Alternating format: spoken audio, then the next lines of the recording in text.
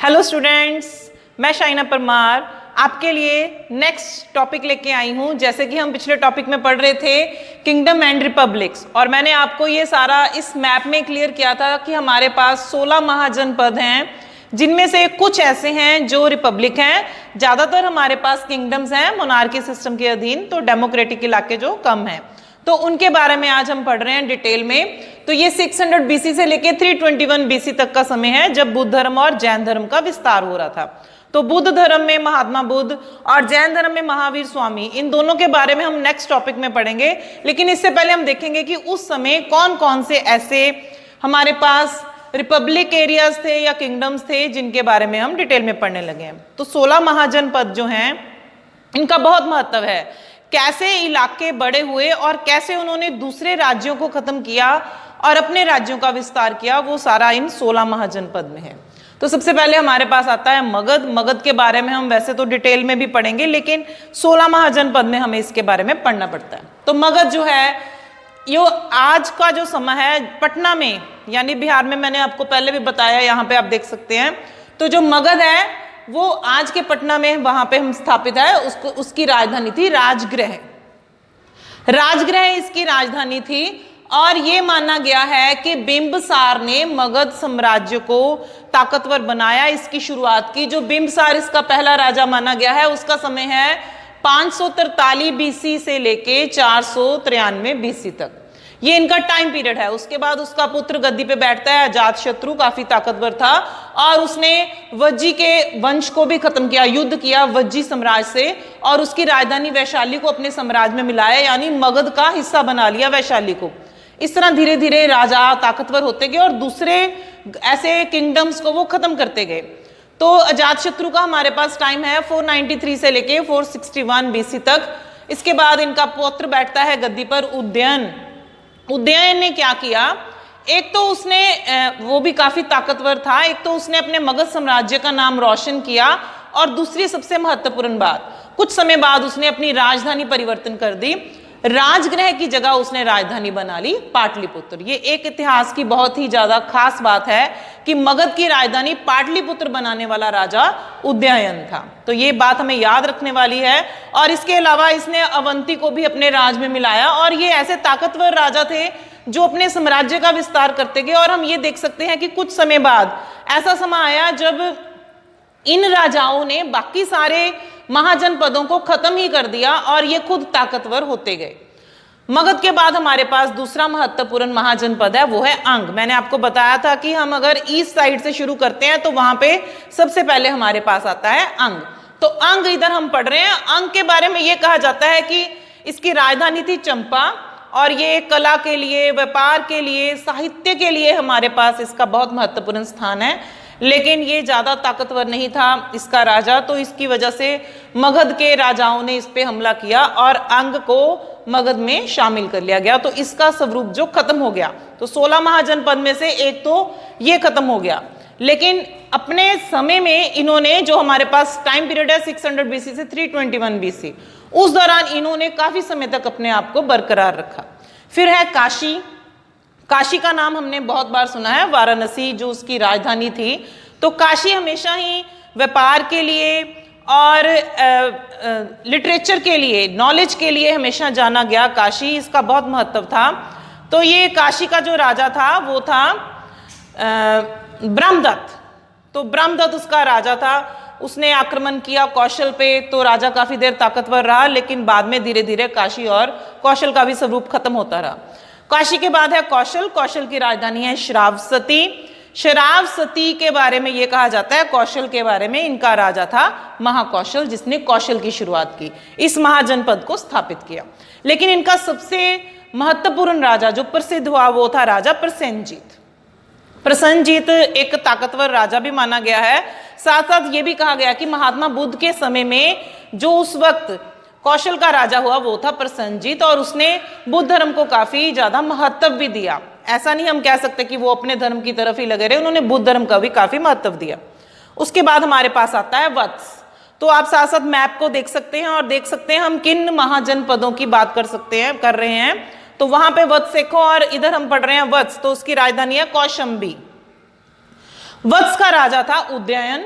तो उदयन जो था वो भी महात्मा बुद्ध के समय का था। और कई नाम ऐसे हमारे पास आते रहेंगे जो बार बार रिपीट होंगे, तो वो अलग अलग समय के अलग अलग स्टेट्स के अलग अलग राजा होंगे, कई बार नाम रिपीट होंगे। तो आपको याद रखना पड़ेगा कि मगध में हम किसको पढ़ रहे हैं, काशी में हम किसको पढ़ रहे हैं, वत्स में हम किसको पढ़ रहे हैं। तो ये ऐसा कुछ नहीं है कि एक नाम ऐसे जैसे आपका नाम है ऐसे किसी और का नाम भी हो सकता है, तो यहाँ पे भी वो नाम रिपीट होते रहे हैं।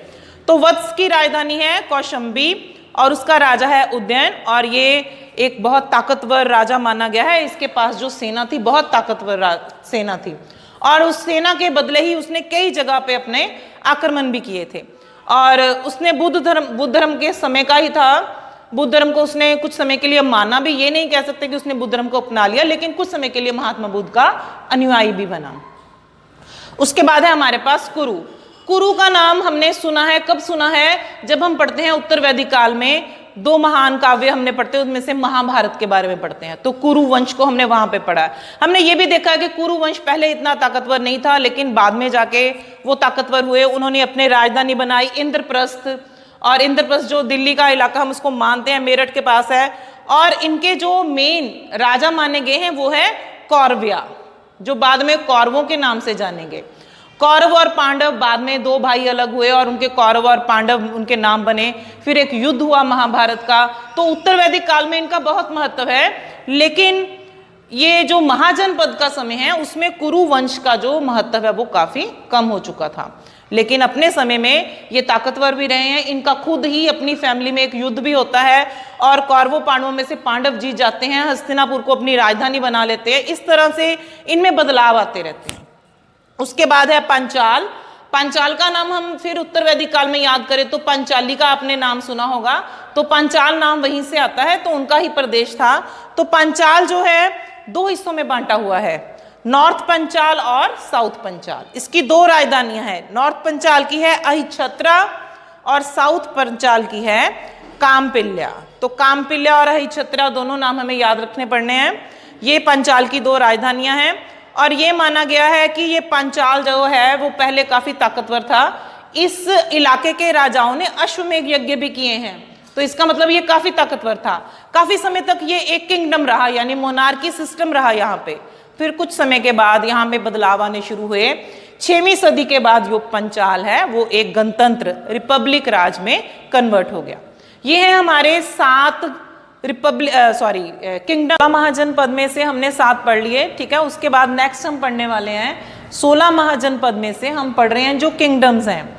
वैसे मैंने अभी तक आपको कोई रिपब्लिक का नहीं पढ़ाया है, बीच में एक हमने पांचाल देखा था, तो ये बाद में रिपब्लिक में कन्वर्ट हो गया।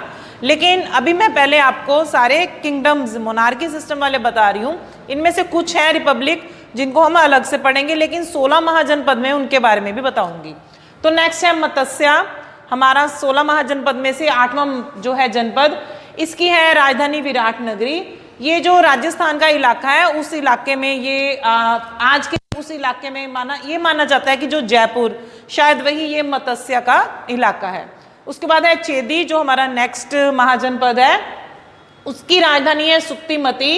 और ये माना गया है कि बुंदेलखंड का जो इलाका है ये वो इलाका है चेदी। और इन इलाकों का ये माना गया है कि कोई इतना ज़्यादा महत्व भी नहीं था, थे राजा वहाँ पे, लेकिन इतनी ताकत नहीं बना के रख पाए कि वो आने वाले समय में अपने वंश का विस्तार कर पाते, ठीक है। तो उसके बाद है हमारे पास सुरसेन, ठीक है, उसकी राजधानी है मथुरा, अवंतीपुरा जिसे हम कहते रहे हैं। और यहाँ पे हमारे पास अवंतीपुत्र उनका राजा था। अवंतीपुत्र के बारे में ये कहा गया कि ये क्योंकि ये सभी बुद्ध धर्म के समय का ही पढ़ रहे हैं, तो बुद्ध के समय में अवंतीपुत्र राजा था और उसने अपने सुरसेन के इलाके को काफ़ी मेंटेन करके रखा। उसके बाद है हमारे पास अवंती, उसकी राजधानी है उज्जैनी जिसे उज्जैन भी बोल देते हैं, और इसका राजा था प्रद्युत। प्रद्युत राजा के बारे में थोड़ी सी मैं आपको इन्फॉर्मेशन देना चाहूँगी। ये थोड़ा शक्तिशाली राजा था, इसको युद्ध का बहुत शौक था, लड़ाइयाँ लड़ने का बहुत शौक था, तो आसपास के राजाओं पे ये हमले करते रहता था। इसने हमने पढ़ा था कि उसने उदयन राजा के ऊपर भी हमला किया था, और ये माना गया है कि बाद में अपनी पुत्री का विवाह उसने राजा उदयन के साथ कर दिया था। ये भी माना जाता है कि अजातशत्रु भी डरता था कि कहीं मेरे ऊपर ये जो राजा है प्रद्युत वो हमला ना कर दे, तो हो सकता है इतना ताकतवर वो राजा था उस वक्त। नेक्स्ट है अश्मक। अश्मक की राजधानी थी, जिसे पोटली भी कह देते हैं और पोतलिया भी बोल देते हैं। तो ये इसकी राजधानी है। हम यहाँ पे इजीली देख सकते हैं कि कहाँ कहाँ हमने वो जो हम पढ़ रहे हैं अश्मक के बारे में आपको बता रही हूँ, जो गोदावरी नदी के किनारे पे स्थित है। तो ये अश्मक, ये अवंती, ये आपस में मिलते जुलते इलाके हैं, एक दूसरे के नेबर्स हम इनको बोल सकते हैं। उसके बाद है कंबोज। कंबोज का इलाका आप यहाँ पे देख सकते हैं, ये है हमारे पास कंबोज का इलाका, ठीक है। कश्मीर के इलाके में जो कंबोज स्थित है और इसकी राजधानी द्वारिका भी बोली गई है और राजपुरा भी बोली गई है। ये इलाका वैसे राजपुरा का माना गया है। तो ये इलाका जो है ये माना गया है कि ईरान का शासक आया डेरियस और उसने यहाँ पे हमला किया और ये सारा उसने अपने अधीन कर लिया। आने वाले समय में जब हम देखेंगे कि ईरानियों ने भारत पे हमले किए। उसके बाद है गंधार। ये काफ़ी महत्वपूर्ण इलाका है, ये है हमारे पास गंधार और इसकी राजधानी मानी गई है तक्षशिला। और तक्षशिला की खास चीज़ क्या है, हमने पढ़ा भी है कि प्राचीन भारत के समय में एक महत्वपूर्ण यूनिवर्सिटी जिसका नाम है तक्षशिला। तो यहाँ पे तक्षशिला यूनिवर्सिटी भी थी। दूर देशों से लोग यहाँ पढ़ने आते थे, दूर देशों में से जैसे कि चाइना से लोग भी आते थे, पढ़ने के आते थे, बहुत सारा लिटरेचर और साथ साथ बुद्ध धर्म से रिलेटेड बातें खोजने आ रहे थे। और ये भी माना गया है कि आंखों का इलाज सिर्फ इस यूनिवर्सिटी के पास था, गंधार की जो राजधानी है तक्षशिला, जहाँ पे ये यूनिवर्सिटी स्थापित की गई थी। तो गंधार हमारा एक 16 महाजनपद में से काफ़ी महत्वपूर्ण इलाका है। ये हो गए 14 किंगडम्स और इसके साथ हमारे पास 16 महाजनपद में 2 और इलाके हैं, वो हैं वज्जी और मल। लेकिन ये किंगडम्स नहीं है, ये है रिपब्लिक। तो वज्जी और मल को मैं आपको आगे रिपब्लिक में पढ़ाती हूँ, लेकिन इन 14 के नाम साथ में इन दोनों के नाम ये हमारे क्या हैं, ये हैं 16 महाजनपद। वो महाजनपद, वो बड़े इलाके जहाँ पे कुछ लोगों ने अपने वंशों को स्थापित किया, अपने साम्राज्य का विस्तार किया, आसपास के इलाकों से युद्ध किए, युद्ध करने के बाद वहाँ पे व्यापार को बढ़ाया, साहित्य लिखा गया, कल्चर को प्रमोट किया गया और एक दूसरे के साथ अच्छे संबंध भी बनाए। कई इलाके ऐसे थे, जैसे मगध था, उसने आसपास के इलाकों को ख़त्म कर दिया और कुछ ऐसे इलाके थे जिन्होंने अपने समय में इतनी तरक्की की, जैसे कि गंधार की यूनिवर्सिटी है तक्षशिला, तो उन्होंने दूर देशों में भी भारत का नाम रोशन किया। अब इसके आगे हम पढ़ते हैं 16 महाजनपद के बीच में 2 ये वाले रिपब्लिक और इसके अलावा अगर कुछ और हमारे पास रिपब्लिक हैं।